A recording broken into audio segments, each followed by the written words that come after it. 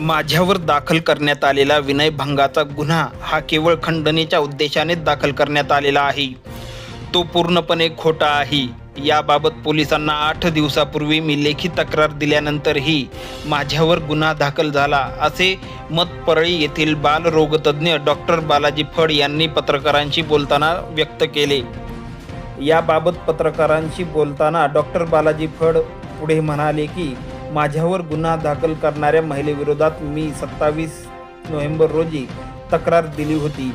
यामध्ये मला पैशाची मागणी करण्यात येत असून विनाकारण त्रास देण्यात येत आहे, असे नमूद केले होते।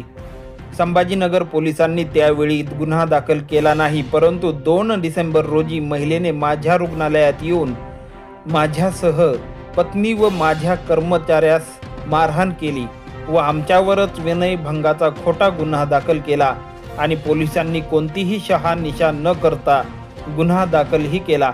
सदर महिलेने विनयभंग व मारहाणीचा जो गुन्हा दाखल केला तो गुन्हा माझ्या डॉक्टरी पेशाची बदनामी करून माझ्याकडून खंडणी वसूल करण्यासाठीच दाखल केला असून सदरील महिला प्रचंड फ्रॉड असून या महिलेकडे 2 बनावट आधार कार्ड असल्याचे ते म्हणाले।